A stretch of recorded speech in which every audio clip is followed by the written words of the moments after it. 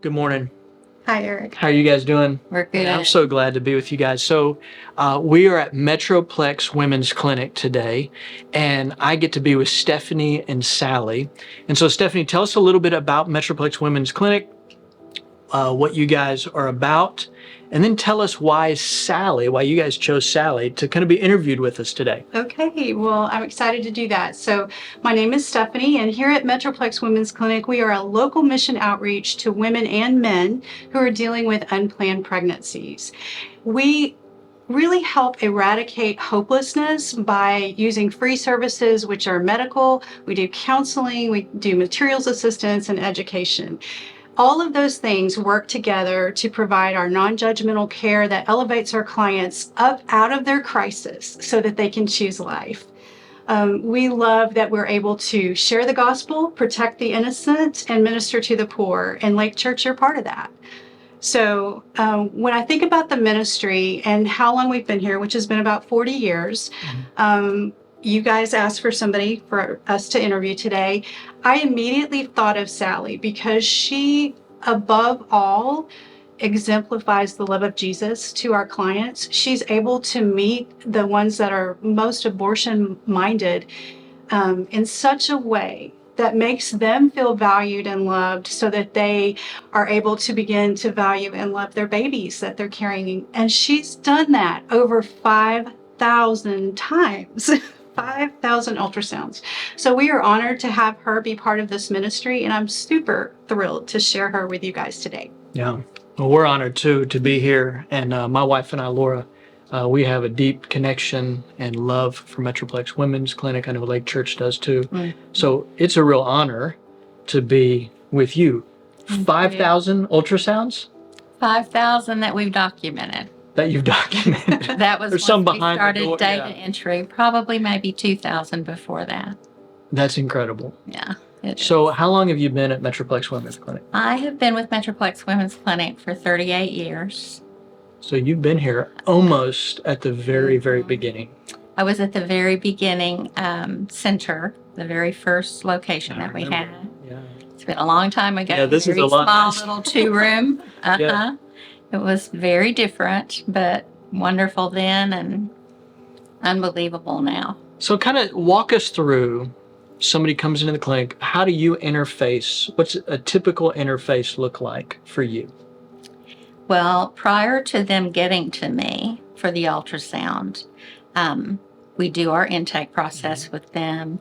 They meet with a client coordinator who goes over basic information, collects basic information, discusses their options with them, lets them know what types of services we offer, pretty much tries to collect information about what resources they might need when they're here, when they're ready to leave.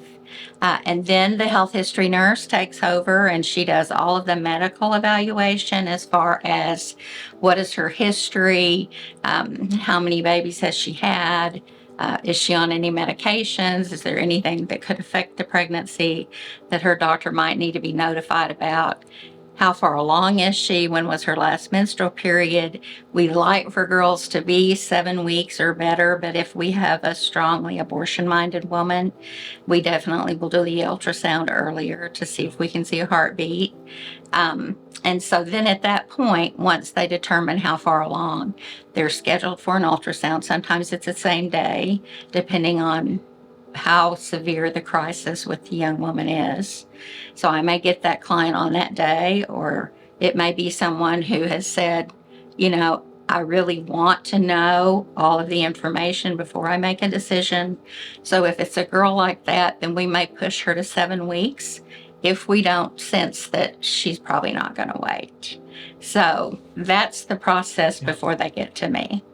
And then when they get to you, what does that look like? Well, when they get to me, I explain to them that what we're going to be doing is a limited ultrasound. I want a little bit of their history. I want to know what's going on with them. I already have information about how many children they've had, how many miscarriages, whether or not they've ever experienced abortion. And sometimes they won't put that down. But if I ask that question, I think it kind of catches them off guard. And because I'm a nurse, Yeah. they feel like they can share that. And so that gives me a little bit more info about how I want to approach that client. So once I have all that information, then I let them know, what is a limited ultrasound? What does it mean? What are we looking for? And how we're going to go about doing that. And so then once we move to the table and we start the scanning, my process is to try to explain everything that I'm seeing to them on the screen. I mean, even all of the anatomical things that I'm looking for. Sometimes they've had 5 babies, but they've never had a doctor tell them, Wow. what they're seeing. And so we talk about that. We look at the baby.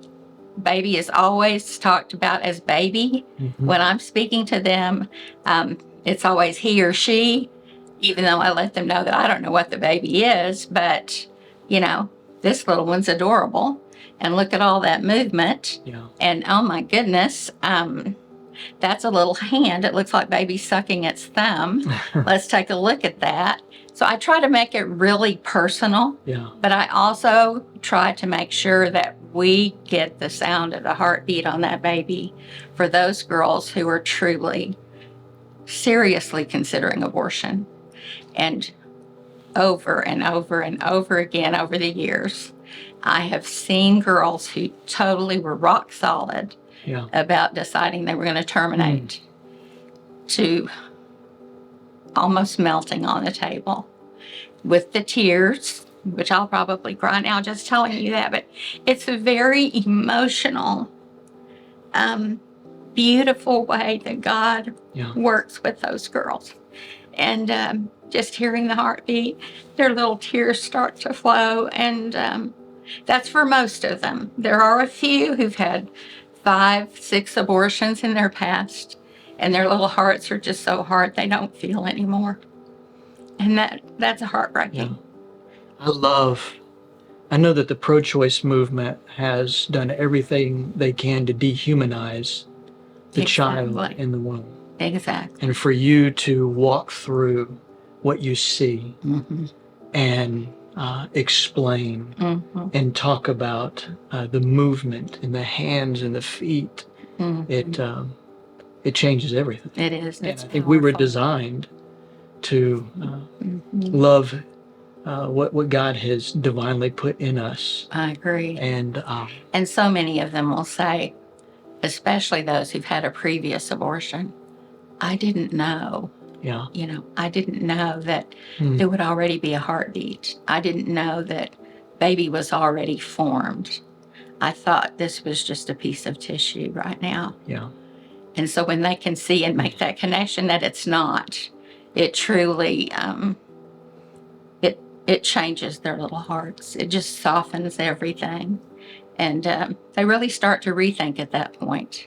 And you can see that change in them. It's like, wow, I need to go over this information again. Let's talk about this. When did the heartbeat start? yeah. So I see a lot of that. And There's a real stewardship of life that God has entrusted you with in this role for 38 years. It's pretty remarkable. I find too that the girls who come in that are abortion minded are mostly girls. I think the primary reason that a woman chooses abortion, there's many, but I think the primary reason is they do not want to disappoint their parents. They don't want to let their families down. Wow. And I have my own story of an unplanned pregnancy that I share with them. Having come from a very strict family, a very close-knit family, it gives me an opportunity to say to them, I've been there. Yeah. I can understand how you're feeling, but let me just share with you what my experience was. Yeah. When I went home to tell my parents, because it was extremely difficult. And I knew when I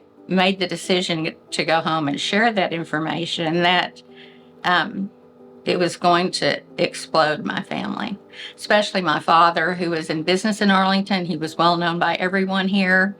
Our whole family was well known, and it was just a time when the Citizen Journal newspaper was still in Arlington, and everything that you did made the newspaper. Of course. And so when I was in high school, I got lots of articles about different things that I had done in school. And so I could just see myself on the front page of the hometown newspaper.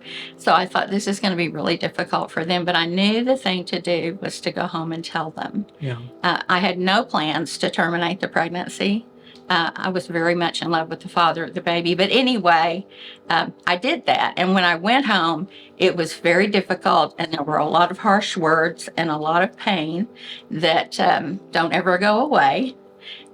And I just kind of let the girls know, you need to expect that. There's going to be a lot of anger. There's going to be a lot of disappointment. Things are going to be said that are going to really scar your heart. But you need to stand there and take it because, you know, you're part of that situation. Sure. And you've got to realize you've got a parent who thought you were going to ride off on a horse with Prince Charming, and it's not going to happen that way. So anyway, once that phase is over, though, and you can leave and let them have time to think about it, then the anger becomes guilt in the second phase. Sure. For a parent. It's like, what did we do wrong? What did we do wrong? What did she not understand? And so you've got to let them get there to that point in their phase as you go on and start to try to live your new life. Yeah. And the things that are going to be happening. And then I let them know that there's a third phase. And that's after they've had time to think about it. And they see that your choice is to choose life because you've been taught that God creates all life. That's right. And you've been taught that to kill is, you know, it's one of the 10 commandments. We don't commit murder. And so if you choose what you've been taught and what they've instilled in you, then they know that maybe we didn't do all the wrong things. Yeah. You know, maybe we did some things right. So then the acceptance comes with family. And after that, then you have the baby and they're calling you, wanting to know when you're coming. And why can't you bring Susie over? And sure.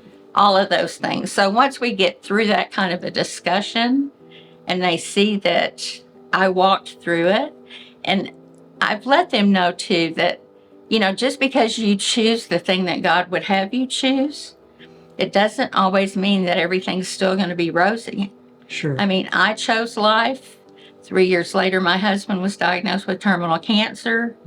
I lost him. I was a single mom for 8 years. None of that was part of my plan. Right. But it was God's plan. And he knew that my husband was going to need a nurse. He knew that this child was the only one I would ever have. He knew that one day he would use me here.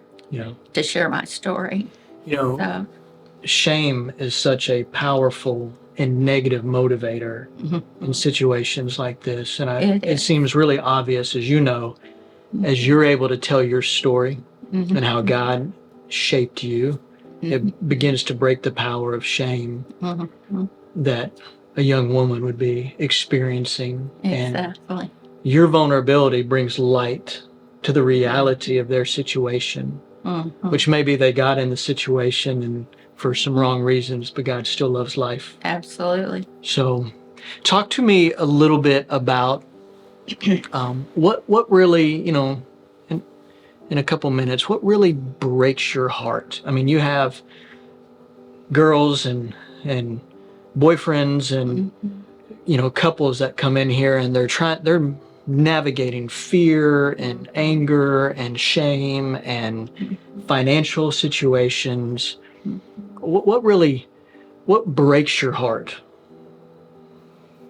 So many things. But I think the thing that breaks my heart the most is the girl who has experienced abortion enough that she just doesn't feel anymore.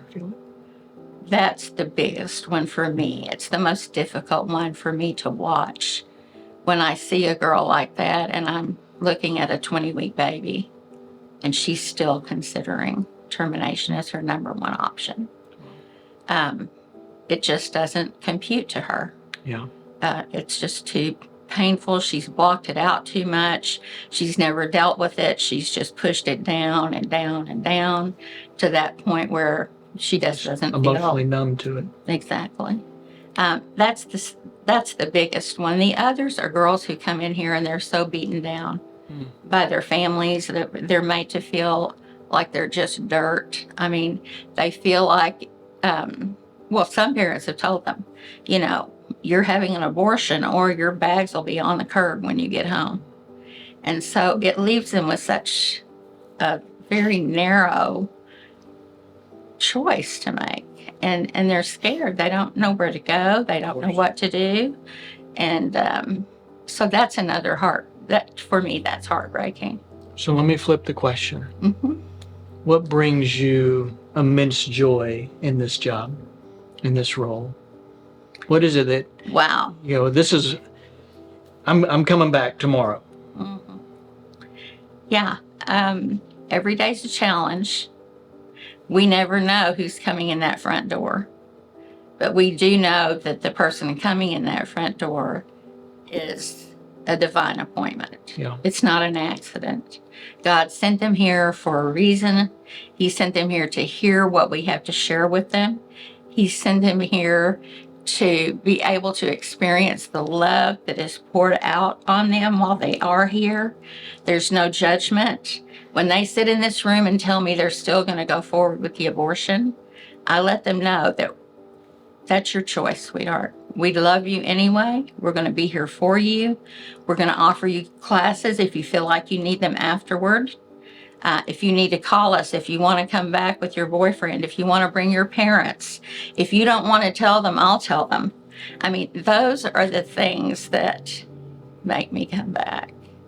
And it's seeing those girls who will call me or they'll text me a picture of their baby, even though they left here planning to abort, and all of a sudden I get surprised with this precious baby picture of the little one they've had. Or I'll have a couple who came in and the husband's wanting to parent and the wife's 40 and she's not wanting another child. She's got a 10-year-old son and she's bound and determined she's going to terminate. And so with both of them in here and me being able to see a pretty well-developed baby that was like 10 weeks or so, and talking to her about the fact that, you know, have you ever wanted a little girl? You know, maybe this is the little girl that God has for you. And maybe it's not, but still, you know, there's no way for you to know that. And if you two are on a different page, he's going to be in a situation where he starts resenting your choice. Yeah. And what happens to your relationship at that point? And what happens for your son? And so let's walk through all of that. And so when that person calls and says, we'd love to come by, our baby daughter is here, we'd like to come by if you're going to be there. And so they come.